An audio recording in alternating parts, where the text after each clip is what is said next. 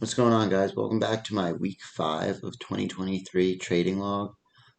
This video I'm going to structure it a little bit differently than the way I've been doing things before the first 4 weeks. So what I'm going to do is during the pre-market of every single trading day this week, I'm going to go over what I'm seeing for the day, the names that I'm watching, the levels that I'm watching, and then once I'm done trading for the day, I'm going to go over how I traded, the trades that I took, and what I saw. So going into the week, obviously this is a huge week for the market. The FOMC meeting begins on Tuesday, and we get the announcement on Wednesday at 2 p.m.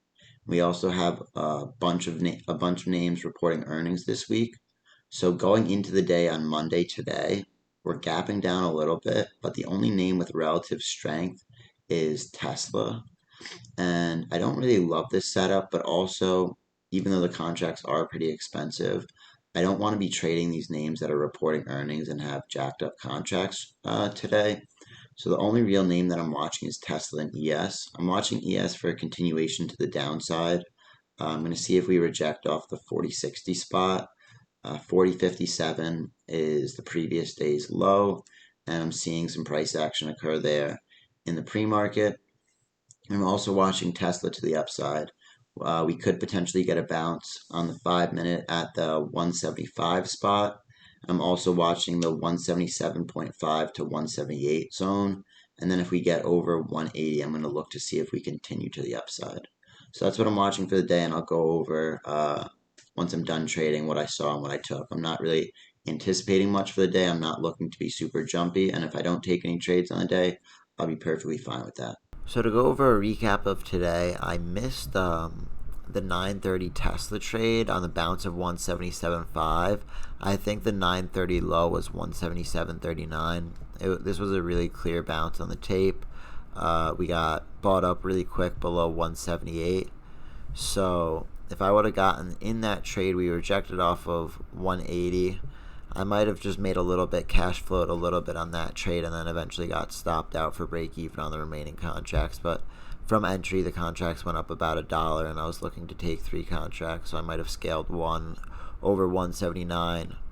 And then the one trade that I took on the day, if you can see on ES, all of pre-market from 3 a.m. on, we held below this 40.57 spot. So I was looking for a rejection between 40.55 and 40.60, like I was saying.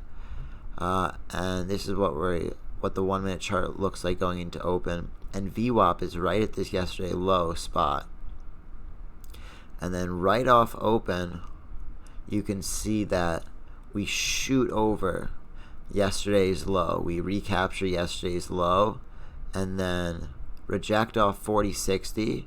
And then initially we hold 40.57 and VWAP, and then we hold it again. And on this candle, this 934 candle, I get in 4 contracts, MES contracts, and I scaled them out right around here, and I'll show you on TradeZella. But I took a pretty quick trade on this, and I didn't let this run, even though you can see we got up to 40.70, and had I been looking at the chart, 40.75 should have been the level that I was looking for.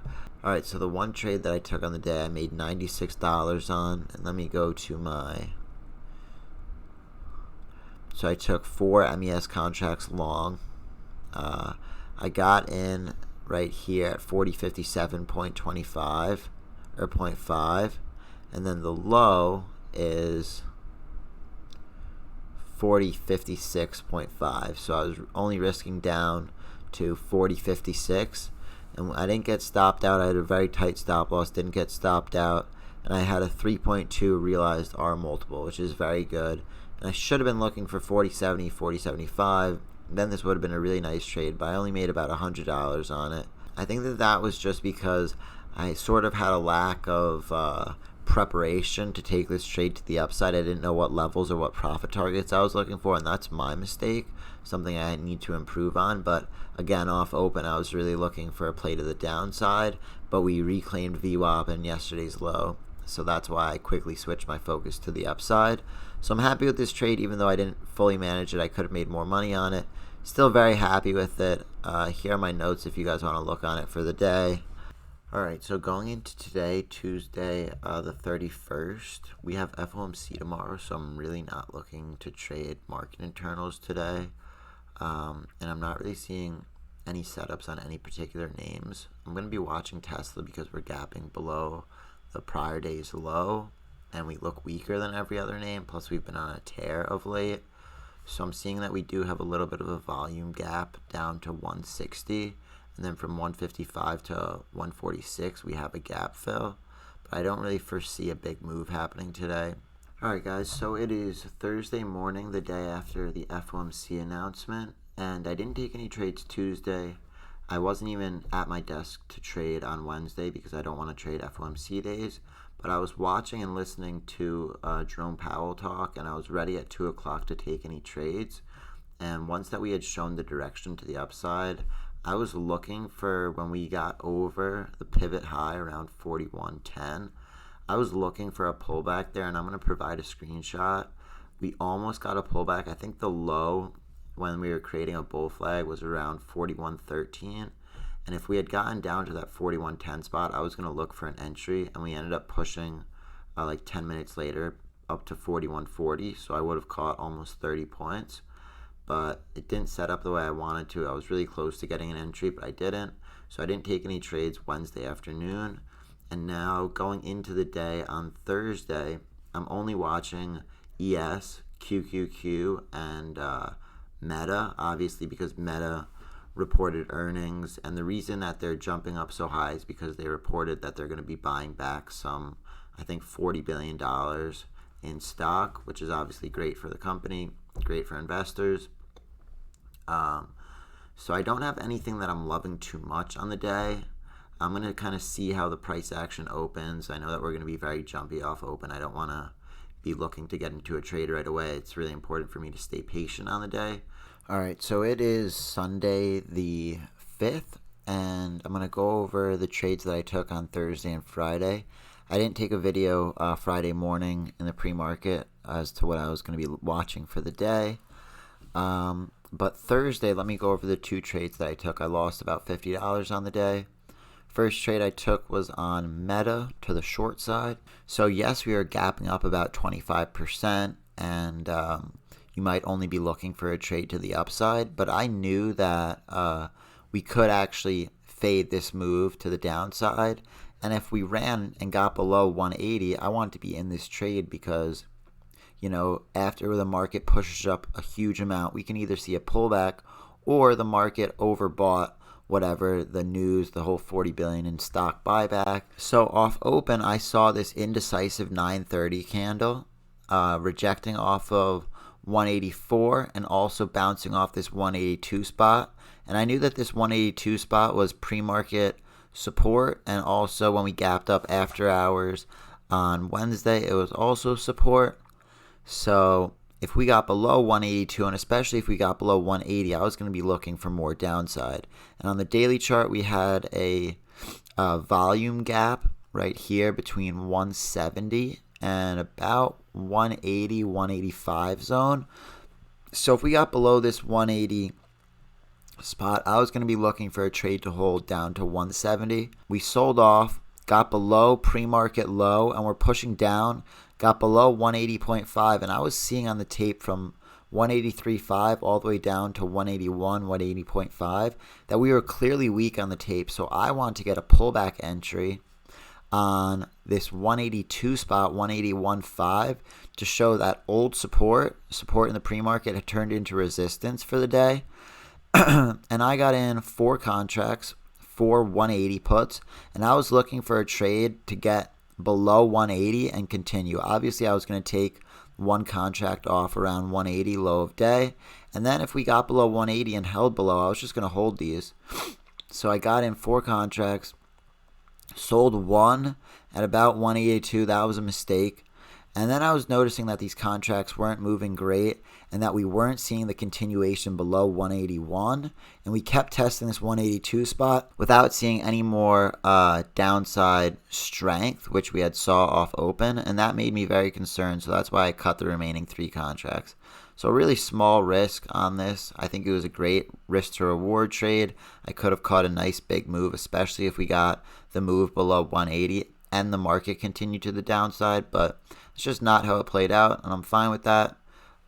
These trades within the first 5-10 minutes of open, you don't have a whole lot of price action to go off of, so there's a little bit of inherent risk to them, and you have to go off of some lack of knowledge, some lack of price action having formed, and I'm okay with that. The other trade that I took on Thursday was, I think at 9:57 was my entry. Yeah, right here, 9:57. I got in 4 MES contracts on the hold of this 4160 area. 4163 was the prior day's high, and 4160 was clearly a level. And right here, off open, off the first 30 minutes, after the market was incredibly strong post FOMC announcement, I was looking for us to continue, and seeing a 5-minute pullback off open, 5-minute consolidation in the first 30 minutes of open, I thought that we could have definitely bounced off this 4160 spot. So I got in 4 MES contracts, took profits on 1, I got like 3 to 4 points, basically nothing, but I was fine scaling that because we weren't really seeing much continuation over 4160, and that made me a little bit concerned. And I was going to stop out below low of day, so I got out, basically a risk-free trade, and we ended up bouncing around 4154 and then continuing over this 4175 pivot up to about 4200, where we eventually found resistance. And then my last trade of the week was on Friday. I only took 1 trade on Friday, again on MES.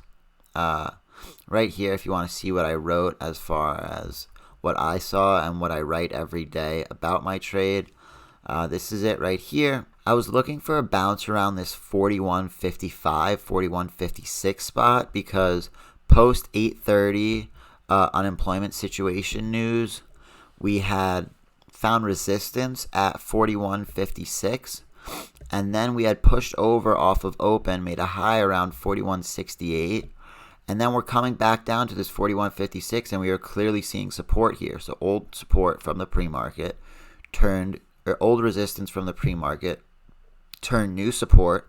I was looking for an entry. And initially, because of the consumer sentiment news, we had pushed right down to 4150, and I saw that we jumped right back up. So right when we got back to 4150, this was super quick, 15 seconds into the 10 o'clock candle, I took an entry right around 4150, and I knew that my stop loss was going to be below 4150, so I got in 4 MES cons, 4152, and then I sold out of them. I sold out of 1 at 4156, 1 at 4157, and then the remaining 2 I stopped out of, but I was looking for a trade up to high of day around 4170. I wasn't looking for a huge move on this based off of the prior day's price action and how much we had moved already, but I thought that we could have gotten a move to high of day. So scaling 2 cons at about 5 points and then trying to hold the remaining 2 for over 4160 to get to high of day and get maybe 10 to 15 points on those contracts. I thought that could have been a nice cash flowing trade, but I stopped out here and I basically bottom ticked. I wrote here custom bottom ticked, and this was a continuation strength play because right around 4150 we only had 3 wicks below here, here, and here, and then we continued all the way up to 4190. So had I held, that's about 40 points right there. So yes, it seems like I messed up on this trade, and maybe my stop loss could have been 41.48 or maybe just any close below 41.50. But those are my trades from the week. I'm going to go over real quick what I thought the best trade on the week was on Netflix on Friday. All right, so to go over the playbook trade that I saw on Netflix for Friday, I just want to show the chart right here. So ever since we had gap down, we've been in a straight uptrend. We held this clear 350 spot as support, and now we're coming back up looking to break this pivot high of 369. So going into Friday, The previous day's high was 368.32. And let me go into the 1 minute chart right now. We had opened around this 359, 360 spot and pushed up at 952, rejected off of the previous day's high, and then we're clearly flagging, getting ready to break previous day's high and potentially break the pivot high. So we had broken previous day's high, broken the pivot high, and then we're pulling back. And on this pullback to the previous day's high, to Thursday's high at 368.32, this 368 level, either at 1031 or 1033, you can get a really good entry with a stop loss below 368, maybe 367.8, for a play up to 370, and then once that the pivot high is broken, see how far this thing goes. So we had gotten perfect entry, a perfect spot for an entry here. You can scale your first contract at 370, and then we had pushed up significantly, got to 373, got to 375, broke over 375, and eventually ran all the way up to 379. With an entry at 1031 or 1033, you can get in at about $1.40, probably $1.50 is where you'll get your entry. And I was watching this on Friday. I just hesitated on my entry. I was pretty pissed that I didn't take this trade, but it happens. I definitely should have taken this trade. I was ready to take it. My finger was on the buy, but I just didn't take it. So if you get an entry at about $1.50, you can scale $2.50, $3.50, $4. You can just, this can really just be a trade to hold, especially because we held over VWAP for a while. So eventually your eventual profit target would probably be 375, maybe 380. But since we had already ran about 10 points off open from where I got this entry, knowing that Netflix's ATR is about 12, I wouldn't be looking for a play to 380 probably. I would think that 375 is pretty reasonable, even though we ran up to 379. I'd be scaling at 370 and then scaling over 370. But this is a really good trade because once you break over the pivot spot and then continue to run when the market's strong, when everything's moving, all you have to do is just be patient and let the chart pay you. Because if it's moving, you just have to stay in the trade and you're just going to continue to make money. So I'm going to continue to make videos. Hopefully I'm going to start to make a little bit more money, catch a little bit, do a better job catching these trades. But you'll just see as the weeks go on, and I'll see you guys next week.